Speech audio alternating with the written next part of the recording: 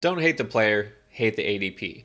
That's what we're all about here. Look, there's some running backs that maybe they're talented, maybe there's a path, but we just have no interest in drafting. These are the guys we are avoiding in draft season. First, let me remind you, if you haven't joined the flock yet, what are you waiting for? Flockfantasy.com/endgame. That's where you can find access to all of our preseason and draft rankings are live right now. Plus, we got some bonuses such as articles, videos that you won't see here, and a lot more. Our Building Dynasty course, and we're about to drop a redraft course on how you can dominate on draft day no matter where you're playing fantasy football. So 30% off for any membership. That's flockfantasy.com/endgame, plus access to our mock drafts, which you do live every single week. You can be the first to join. So check it out now.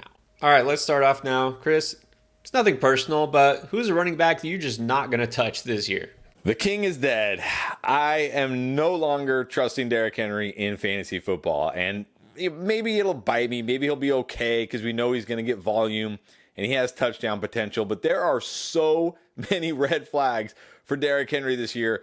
I just can't do it. I mean, first of all, let's look at the fact of his age. He's at that age where it's very, very rare, almost 100% certainty, his best years have already passed. We've already seen the best version of Derrick Henry we've ever seen, and it was probably 2 years ago before that injury. Number two, he's got the wear and tear on him. He's very close to that 2,000 touch mark. I talk about it a lot. That is basically the kiss of death for running backs, where efficiency just falls off the cliff. And we've seen signs of that efficiency drop the last 2 years. 3 years ago, 4.9 yards a carry, over 5 yards a carry the 2 years prior.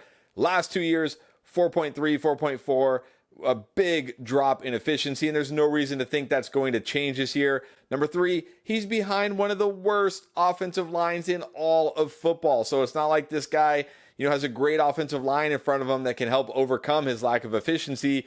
His offensive line is terrible. And number four, they just signed DeAndre Hopkins. Now, I don't think they're going to be this pass-heavy, crazy throwing the ball team, but that signals that they probably want to throw the ball more than we're used to, because you don't go out and pay a 31-year-old DeAndre Hopkins that kind of money if you're not planning on using him and throwing the football. So I just think there are so many red flags here for Derrick Henry. Yes, he'll have some nice games when he falls into the end zone a couple times, kind of like what we saw last year.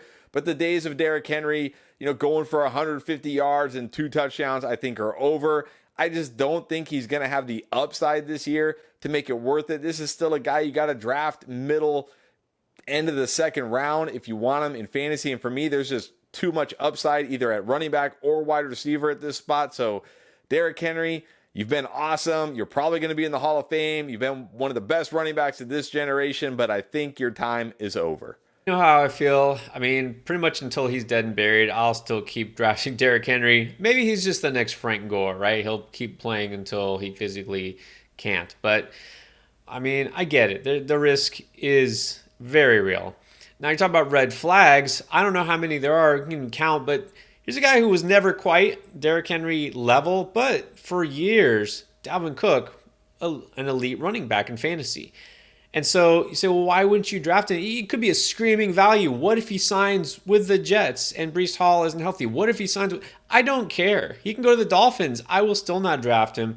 I don't care where Dalvin Cook signs, if anywhere. So first of all, there's the fact that now we know why he hasn't signed anywhere, at least partly, is the fact that, well, he's got this legal issue now that he's trying to pay off $1 million to settle and keep quiet, which didn't work. But look, let's assume that like everything else, it gets brushed under the rug. Not an issue, no suspension, whatever.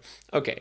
Then there's the fact that he's still not with a team and training camp starting. And so any valuable reps or chemistry or, trust that a coach might put in him to have a significant role, each day that passes, that diminishes. And then there's the fact that he really is not as good as he used to be. And I know that he did still have some explosive runs last year. He's got that breakaway ability. But you know what? That doesn't last forever. He's a year older. He's not as good as he used to be. All the metrics support that. And any team he goes to, he won't be the guy like he was in Minnesota, where he basically got all the work. He's going to the Jets. Okay, well, that means he's sharing time with Breece Hall, who is pretty good. And I think Breece Hall, even if he's not 100%, will be good enough to still be the lead back there. If he goes to Miami, I mean, that's definitely going to be a committee situation. I don't know how many running backs they would juggle. And then if he goes to New England, yeah, he will not be taking over Ramondre Stevenson. There's no path to, I would say, success for Dalvin Cook, where I would say he's worth taking, and I want to put him in my lineup every week. And if that's the case, why would I draft him? So bottom line is, at this point, I've stopped even paying attention to the news. Dalvin Cook can go anywhere, and it will make no difference to me. All right, who's next up on the avoid list? Yeah, you remember last year when I made that Zeke thumbnail where he was like Avengers dust, and I got so much hate for that. People saying you're crazy. Zeke's one of the best. He'll be great this year. He's a screaming value in the third round or whatever it was. Yeah, none of that happened. He was dust. That is Joe Mixon this year, and people don't realize it because he's starting to climb up in his ADP because he took a massive pay cut. That is what is prompting Joe Mixon to become a skyrocketing player at ADP. It's like, oh, hey, he's still on the Bengals. I mean, yeah, the only reason he's still on the Bengals is because he took a massive pay cut, which that doesn't show me that the Bengals have a lot of faith in him, but that's what's getting people all jazzed up about Joe Mixon again, even though this guy was terrible last year. Look at some of the numbers. 61st in true yards per carry, 35th in yards per touch, 54th in juke rate, 49th in evaded tackles, 47th in breakaway run rate, 35th in breakaway runs, 43rd in yards created per touch. He was terrible. And the worst part is he had one of the best situations. He was top 10 in light front carry rate, meaning he was one of the top 10 running backs who faced a light box, an easy box, and he averaged 3.9 yards per carry against a light box. That is horrendous. The worst part to me is the Bengals lost complete faith in this guy when it mattered most in the playoffs. He played 49% of the snaps in the first playoff game, 54% in the second playoff game, 33% of the snaps against KC in the biggest games, the most important games. He wasn't even on the field. And that's going to be the case this year. Maybe early in the year he gets volume because they trust him more than the rookie Chase Brown. But Chase Brown is a better running back than Joe Mixon at this point. He just is. And Chase Brown is also a very good pass catcher. That was the one thing keeping Mixon's fantasy value somewhat afloat last year, is he caught a bunch of passes, like a career high in catches. That's probably not going to be the case this year because Chase Brown can have that third down role. Chase Brown can also be a workhorse back. I don't think we see Joe Mixon hold on to the starting job the whole year. I don't think he's going to be a workhorse running back. I don't think he's going to hold on to that job. I think Chase Brown will at least close the gap enough to where it's like a 1A, 1B type of situation if Chase Brown doesn't take over the way Samaje Perine did in the playoffs. So to me, I don't care that he's still on Cincinnati and he took a massive pay cut. He had that same situation last year. It didn't work out. Why is it going to work out this year when he's even worse? I am 100% off Joe Mixon. Now let me follow up my Dalvin Cook pick with the guy who's taken over for him, possibly in Minnesota, to Alexander Mattison. I know you're with me on this. It seems like this is a golden opportunity and maybe a guy who could be a breakout player, maybe somebody who's a great value at his ADP going in the middle rounds. I don't think so. And you know what? I will say at first, I thought all those things. I thought this is a guy who has been good when he was forced to. Whenever Dalvin Cook was out with that same shoulder injury, Madison would shine. Guy just needed an opportunity, and here it is. Well, I don't think that way anymore because I dug a little bit deeper into the numbers. And you look at the fact that his first 2 years, Madison was really good. But the last 2 seasons, even though he's barely really touched the ball, the only time they even put him in is when Dalvin Cook was hurt, right? And then the last 2 years, he averaged 3.7 yards per carry. And then there's the fact you have to wonder, why is it that he only plays when Dalvin Cook is hurt? Like, there was no 1-2 punch. There was no, shifting series. Like, they just didn't want to put him out there, and there's got to be some reasons behind that. And here's the other thing is Minnesota, it's not very good offensive line. It's just not. And so Dalvin Cook was able to kind of make the best of his situation because, like I said, he still does have that breakaway speed. He does have the ability to make some explosive runs. Madison just doesn't do that, right? That's just not his thing. He's not as fast as Cook. And so I'm imagining a scenario where, look, maybe he does get 16 to 20 carries a game, and half of those he just gets stuffed or hit by the line of scrimmage, and then the volume there is just not going to equal success. I do think that this is an offense that's going to be looking for some answers. I mean, we're going to see a little bit more of rookie Dwayne McBride. Ty Chandler is a second-year player. We're going to see them try to find some, solutions here to mix and match. So Madison might not even really be a workhorse. But the bottom line is, I think this kind of might be fool's gold. Don't think any running back outside of possibly Dalvin Cook, and even like I just said, Dalvin Cook wasn't great last year for the most part. And now Madison, you're just taking a step down. This offense is basically the Justin Jefferson show. I don't think there's room for a running back to thrive. And even if there is, I don't think it's going to be Madison. All right, who else not touching if possible at running back? Yeah, I am not touching Alvin Kamara. This is another guy who's seen his ADP starting to rise because he settled his court case, as if that means he's not going to be suspended. This is a guy who could still be suspended. I mean, they have time to review everything and suspend him. But even if he's not suspended, I don't want any part of Alvin Kamara in fantasy. This was another guy last year with Zeke. I told you guys, I said he's dust. His best days are behind him. Stop drafting this guy as an elite running back. And, got all the pushback, the usual pushback I get, like, you're wrong. He's a stud. He can do it. And he didn't do it. He was terrible. I didn't draft him anywhere. I at least listened to myself in that aspect, but then I didn't listen to myself and I went out and traded for him. Total regret that I went out and traded for him after he had 2 nice games, thinking, maybe I was wrong on him. No, I was right. He was awful. Did nothing down the stretch last year. And why will that be different? His situation is even worse this year. Who were the other running backs last year on the Saints behind Alvin Kamara? Tony Jones, Dwayne Washington.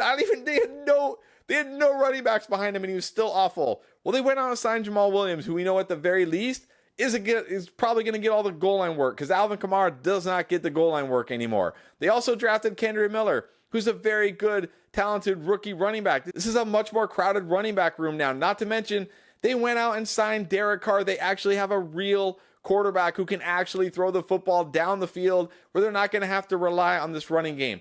Alvin Kamara is no longer a guy you can count on for 80 plus catches. Those days are long gone. You're hoping for maybe 50, and even that feels like a stretch, especially if he misses games. He's not going to score any touchdowns anymore because they got Jamal there. Even Kendre Miller is a bigger goal line back who can handle that role too, so you're not going to get those from him. His efficiency in the running game is gone because, like I said, he's dust. He's over the 1,500 touch mark. He's definitely on the decline. So what are you really getting from Alvin Kamara other than glory days of the past when he helped you win fantasy championships and scored 6 touchdowns in your fantasy championship that one year? That's all you're getting with him.